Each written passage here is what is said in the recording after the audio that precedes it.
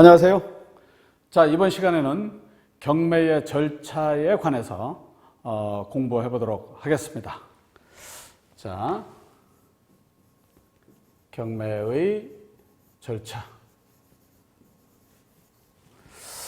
자, 한번 가정을 해보도록 하겠습니다. 토지가 있고요. 토지 위에 이제 건물이 있습니다. 건물이. 자, 이 건물의 이제 건축주가 누구냐면은 홍길동 씨입니다. 홍길동 씨. 홍길동 씨가 이 돈이 필요해서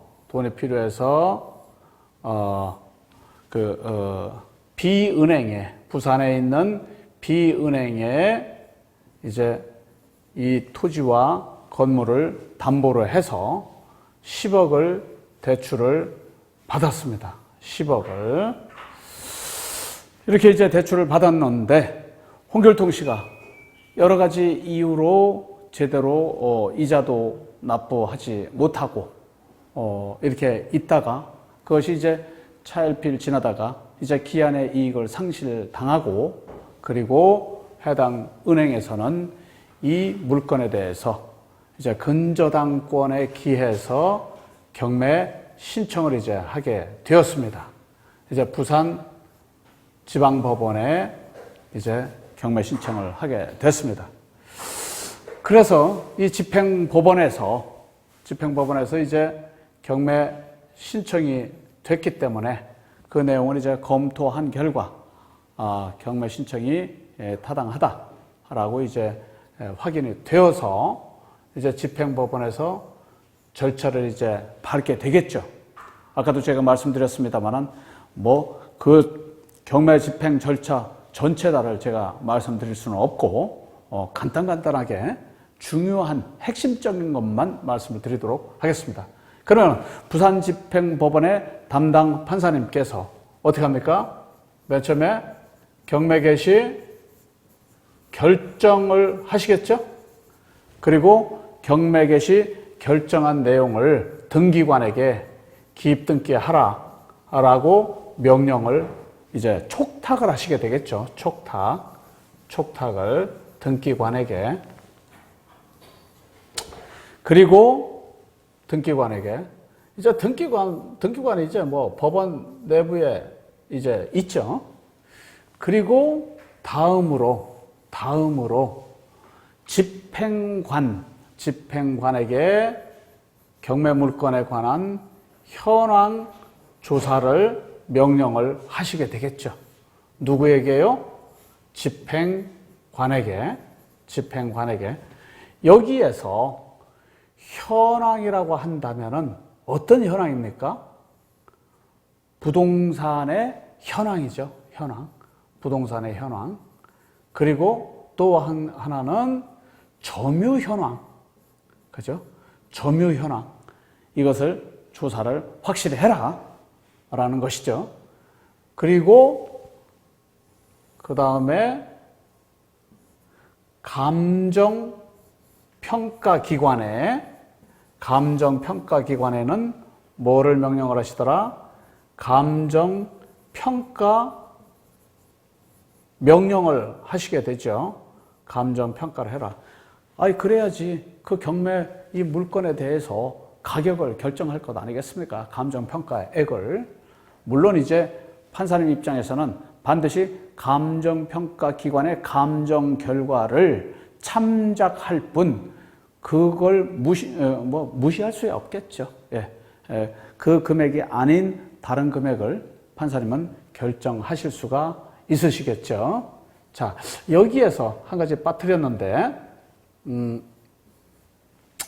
자, 경매 개시 결정이 되게 되면은, 여러분들 잘 아시겠습니다만은, 결정은 압류의 효력이 있죠? 압류의 효력.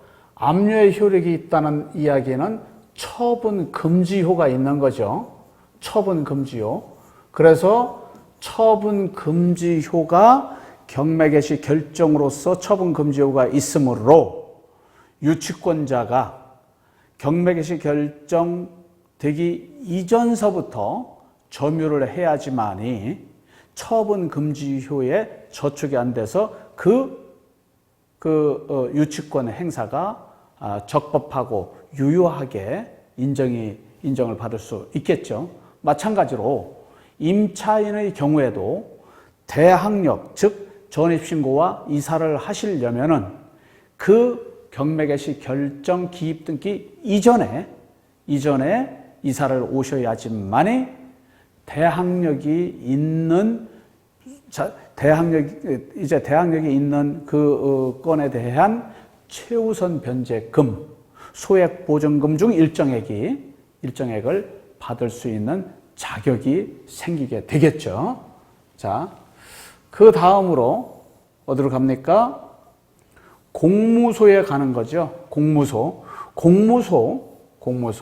공무소라는 게 뭐예요? 공적인 업무 수행하는 곳이라고 봐야 되겠죠. 예를 들어서 세금과 관련해서는 어디 국세청이 있을 수 있고 지방자치단체가 있을 수 있고 그 외에 공과금 있죠. 공과금, 연금이라든가 또는 고용보험이라든가 건강보험, 이러한 공무소에다가는 이러한 채권 신고를 하도록 최고를 하게 되겠죠. 최고를. 그리고 그 다음으로 이해관계인들이 많이 있죠. 이해관계인들. 그렇지 않습니까? 이해관계인들. 가압류권자니 뭐니 이 등기 권리자들, 이러한 이제 등기 권리자, 그리고 그 외에 이해관계인들에게도 어떻게 하더라? 최고를, 권리도 신고를 하시고 채권도 신고를 해라. 그죠? 채권은 원본과 이자 이렇게 신고를 해라. 그래서 쭉 다들 이제 법원 문건 접수 그 내용에 보게 되면은 경매 사이트 내용을 보면 다 나오죠. 거기에 의해서 이제 다 또 회수할 건 보고서 같은 거 다 취합을 하겠죠. 그럼 이제 경매 법원에서는 뭐를 만들더라? 매각물건 명세서를 만들게 되겠죠. 그런 후에 이제 이것이 최낙찰 씨에 의해서 이 물건이 어떻게 됩니까? 이제 낙찰이 되겠죠. 그래서 최낙찰 씨, 그리고 또 이 물건이 최낙찰 씨가 혹시나 물건 금액이 크다 보니까 잔금을 납부하지 못할 수도 있겠다라고 해서 또 누가 있어요? 차순위, 매수, 신고인도 있을 수 있지 않습니까? 그죠? 차순위. 최낙찰 씨는 낙찰이 되게 되면은 최고가, 매수, 신고인이 되겠죠? 그죠? 그래서 어떻게 됩니까? 매수 신고인은 매각 기일 날 이제 매각을 하게 되지 않습니까?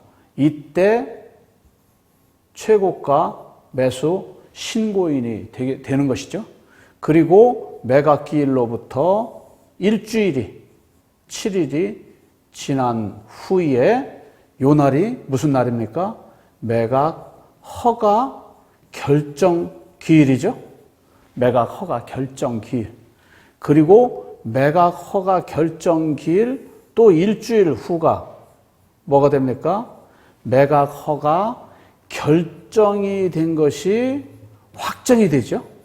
그죠? 확정이 되죠. 예. 확정이. 그리고 요 확정이 되면서 최낙찰 씨는 최고가 매수 신고인에서 신분이 매수인이 되죠. 매수인. 그리고 결정 확정일로부터 통상적으로 한 달 이내에 뭐를 납부합니까? 잔대금을 납부를 하게 되죠. 그죠? 잔대금을 납부를 하는 이 순간, 비록 등기가 안 되어 있다 하더라도 소유권이 누구에게? 최낙찰 씨에게 오게 되는 것이죠. 그래서 최낙찰 씨는 맨 처음에 매각기일 날은 최고가 매수 신고인의 신분, 그리고 매각 허가 결정 확정이 되면은 매수인으로서의 신분, 그리고 잔대금을 납부를 하는 그 순간 등기 여부에는 관계없이 소유권자로 신분이 몇 번 탈바꿈을 하게 됩니까? 한 번, 두 번, 세 번 이렇게 탈바꿈이 되는 것이죠. 자, 어찌 되었건 간에 최낙찰 씨가 잔대금을 다 납부를 하게 되면은 그 돈으로 뭐를 하더라? 이제 배당 법정에서 배당표를 작성해서 이의가 없을 때까지 배당표가 계속 변경이 되겠죠. 그래서 배당표가 확정이 되게 되면은 그에 따라서 배당이 이루어질 것이고요. 그죠? 그리고 배당이 이루어지고 모든 게 다 완료가 된 후에 이제 부동산 인도 명령 또는 뭐 기간이 6개월 이상이 되게 되면은 명도 소송을 해야 되겠죠. 이런 식으로 해서 최종적으로 최고가 매수 이제 새로운 소유자인 이제 최낙찰 씨가 이 물건을 다 인수하는 것으로 이제 마감이 되겠죠. 이것이 경매의 절차입니다. 예. 이것이 이제 여러분들 뭐 잘 아시겠습니다만은 대법원 경매 사이트 한번 들어가 보시면은 아주 굉장히 이제 자세하게 이렇게 기록이 되어 있습니다. 기재가 되어 있습니다. 그걸 꼭 한번 보시고요. 그래서 이제 이 경매의 세부 절차까지라도 다 이제 여러분들이 확인하셔야 됩니다. 그리고 가장 중요한 게 그건 이제 후에 이제 실무 뭡니까? 이제 세부 뒤에서 실전을 하면서 추가해서 말씀을 드릴 것입니다만은 뭐냐면은 경매 절차마다 이의 신청을 하는 경우가 있겠죠.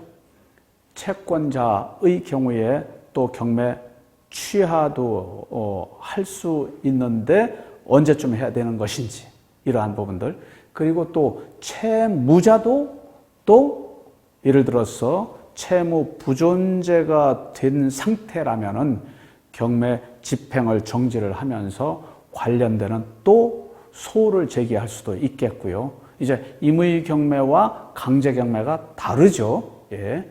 이러한 절차마다 이해 관계인들이 이의가 있을 때에 어떠한 내용으로다가 조처를 취해야 하는 것인지 이 부분에 대해서도 여러분들이 확실하게 아셔야 되겠죠. 예. 자, 이번 시간 경매 절차에 대해서 라프하지만은 아주 핵심적인 부분만 여러분들하고 공부를 해봤습니다. 수고들 하셨고요. 다음 시간에 다시 뵙는 걸로 하겠습니다. 네, 수고하셨습니다.